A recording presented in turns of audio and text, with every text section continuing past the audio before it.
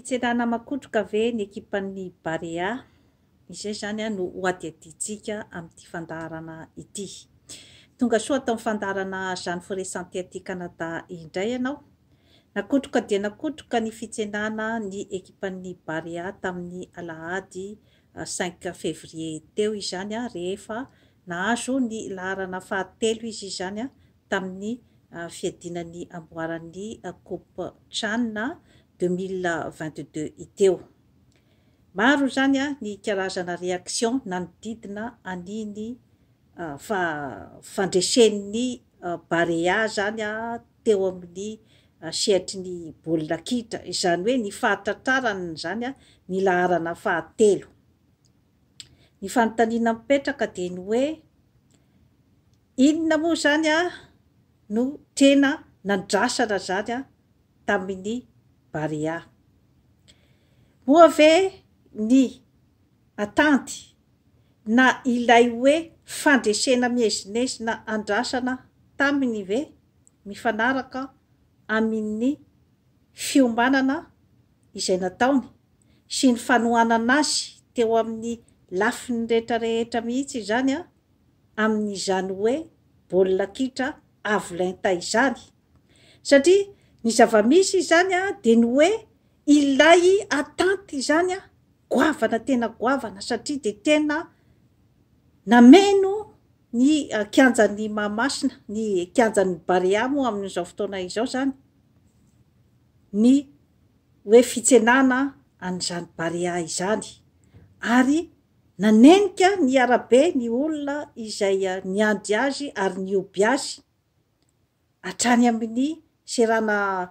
mpiara-manidina tany Ivato izany dia feno hipoka ny fandraisana an'ireo ekipa ireo. Misy dikany maro dia maro zany manodidina an'izay hoe karazana fientanam-po izay. Satria raha ny hoe laharana fahatelo zany,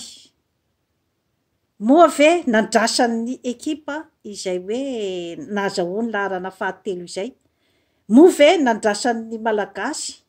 izay hoe laharana fahatelo izay? Raha ohatra zany ka hoe ny tantaran'ny baolina kitra malagasy zany no horaisitsika, dia azo lazaina fa hoe mbola misantatra zany ny malagasy an'izany hoe lalao international zany. Ka raha ohatra zany hoe oharina amin'ny hoe ekipa professionnel amin'ny maneran-tany izany, indrindrandrindra zany hoe amin'ny tany mandroso izany sy ireo hoe kalazalahy amin'ny resaka baolina kitra, dia azo lazaina fa hoe mbola miakatra eo an-tanan-tohatra zany ny malagasy amin'izay resak'izay. Ka ataoko angamba fa hoe victoire izay atonina angambany amin'izao fotoana izao, raha arakaraky ny hoe ahoana ny fomba nahatongavana teo. Satria mbola tsy henoko aloha hatramin'izao ny hoe tena fandraisana tanana zany ny an'izany atao hoe resaka sport zany ao Madagasikara. Hoe fandraisana tanana amin'ny hoe resaka professionnalisme zany, mbola tsy tena henoko aloha. Satria reny hoe ekipan'ny Brésil izay namoaka olona malaza dia malaza tohatry Pelé izay hoe maty tamin'ny voalohany taona teo iny zany zany Pelé zany dia brésiliana, namiratra dia namiratra zany tao amin'ny resaka baolina kitra. Ka ny Brésil zany dia efa malaza amin'ny hoe resaka baolina kitra io satria tena resaka fanjakana mihitsy zany no mandray an-tanana azy io, zany hoe sport national mihitsy le izy zany. Ary ny baolina kitra mbola ankizy any amin'ny quartier madinidinika rehetra eny zany dia efa manomboka manao resaka baolina kitra eny ankelakelan-trano eny, ny baolina tanimbary nanomboka tamin'izany daholo, zanak'olona sahirana reny ry Pelé reny. torak'izany koa ny ao Argentine ry Maradona ireny zany a de zanak'olona sahirana daholo ry Messi ao Argentine koa zany a de fa lasa culture nationale mihitsy io zany tena ohatran'ny religion mihitsy zany a ny fandraisany zareo a ny resaka baolina kitra ka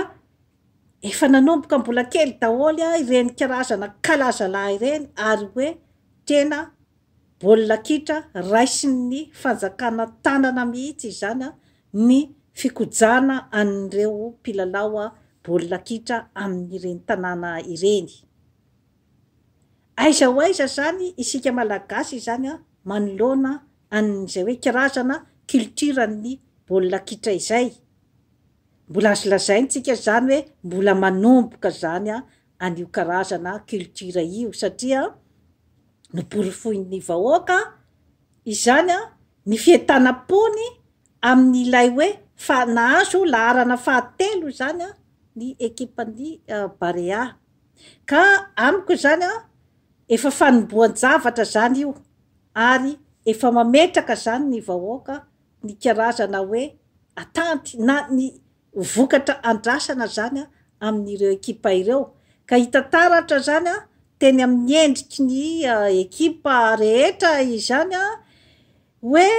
somary misy karazana ohatrany hoe inquiétude zany hita taratra any amin'ny endriky ny mpilalao ary ohatrany hoe surprise zany izy a fa tsy miandry an'ilay hoe fandraisana mangetriketrika be zany tsy nandrasany zareo fa karazana surprise ho anazy zany a ireny zava-nisy ireny ka eo mantsy zany a no hoe goavana be zany ilay zavatra andrasana kanefa ve ilay fanohanana sy ny fikarakarana sy ny fientanam-po amin'ireo mpilalao ireo ve efa masamasaka magotrakotraka ohatrin'ny zavatra andrasana aminy izany hoe ny vokatra andrasana aminy fanontaniana mipetraka zany a izay karazan-javatra zay satria namboarina natao goavana de goavana zany a ny stadin'ny Barea izany hoe efa misy ihany koa zany a karazana vokatra andrasan'ny mpitondra zany amin'ireo mpilalao ireo vokatra goavana de goavana mifanahatsahana zany a amin'ilay karazana stady manara-penitra napetraka ny andrasana ny joueur. Eto amin'ny fandaharana zany foresanté dia mijery manokana foana zany a ny atao hoe olombelona satria vitsy zany ny mijery ny karazana état d'âme an'ireo mpilalao ireo rehefa vita zany a ilay fitsenana magotrakotraka dia inona indray zany a no fiainany aorinan'izay moa ve efa nisy nijery izay karazan-javatra zay moa ve ilay fanomanana an'ilay ekipa ve tao anatin'ny ataontsika hoe norme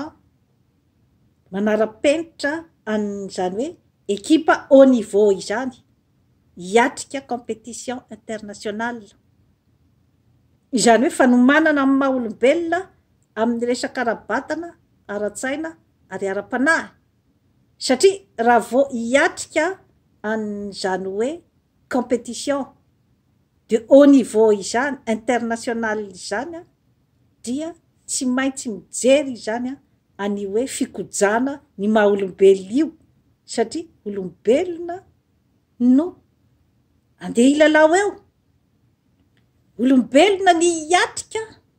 ny compétition mba hatongavana any amin'ny fandresena inona sy inona daholo ny zavatra takina amin'izany zavatra rehetrarehetra izany eo amin'ny ara-batana de ny finanana ny sakafo ara-pahasalamana moa ve raisina tanana akaiky ny momban'izay a hoe inona marina ny rejima izay afaka anohanana zany a an'ireo mpilalao baolina ireo mba hananany zany a ny hery sy tanjaka izay goavana de goavana, ny hery sy tanjaka, ny enerzia andrasana aminy zany satria tsara ho fantatritsika fa izany ekipan'ny Afrika izany dia efa ela no hoe kalazalahy zany a tao anatin'io sehatra ny baolina kitra io. Moa ve izay resaka hoe condition amin'ny maha olombelona izay ve efa nisy nijery akaiky satria ny eo amin'ny resaka ara-tsaina eo ihany koa zany a ny fanohanana ny ekipa ny amin'izany hoe fananana herin-tsaina hiatrika compétition goavana izany dia misy zany a ny fanohanana azy ara-materialy, ny condition ny fiainany ve efa mba misy mandray an-tanana ohatrinona ny vola raisin'ireo ekipa ireo isa-bolana ohatra amin'ny fiainany. Mbola tsy miresaka tsika zany a ny hoe tokony homena karama ve sa tsy ireo ekipa ireo zany mba tsy hananany loatra zany a an'izay resaka tebiteby amin'ny fameloman'ny vady aman-janany, ny fameloman'ny tenany sy ny kojakoja madinidinika izay tokony ananany amin'izany hoe fanomana tena izany, fanontaniana mipetraka daholo zany zay. Fa satria toa ny vokatra andrasana zany a no toa misy miredareda be ny vokatra andrasana fa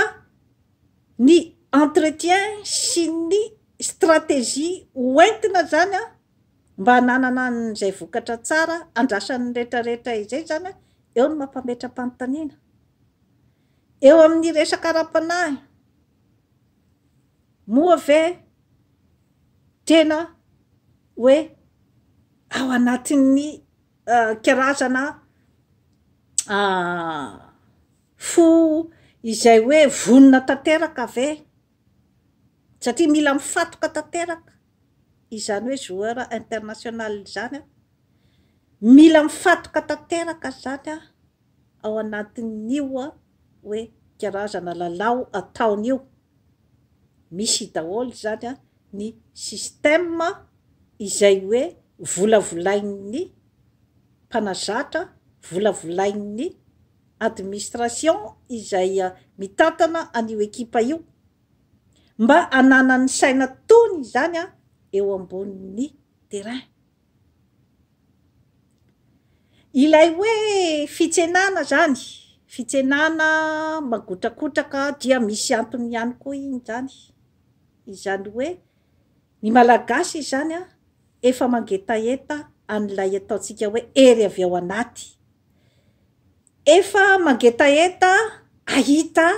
zavatra marina, zany hoe ny zavatra marina zany a de ilay hoe tsy misy zavatra miolakolaka mihitsy ilay fandresena fa satria ady eo ambony terrain izay mahery no mandresy ka ireny karazan-javatra ireny zany a efa ohatriny hoe zany a efa mba mangetaeta zany a ny zavatra marina, ny vokatra marina, ny malagasy mba hananany zany karazana motivation amin'ny fiainany hoe rehefa miezaka tokoa ange de tena mahazo vokatra tsara, tsara ampitaina amin'ny taranaka izany zavatra rehetrarehetra izany ary ny nahavory maro ny olona eo zany a dia azo lazaina ihany koa fa hoe efa manomboka ihany zany ny olona maneho firaisapo sy firaisan-tsaina zany a amin'ny resaka ady atao ho an'ny tanindrazana. Zany hoe iny zany aloha zany a efa misy zavatra maro zany azo interpretena tamin'iny hoe fitsenanan'ny Barea iny izany hoe na vokatra ratsy na vokatra tsara zany a dia miray fo zany a ny malagasy manohana ny ekipany. Efa zava-dehibe koa zay. Ka entiko fotsiny matsy ny zavatra ohatran'ireny zany a anetsehana zany a ny mpitondra fanjakana ny amin'ny hoe jereo akaiky zany a ny fitantanana ny karazana taranja ohatran'ireny, ary ny taranja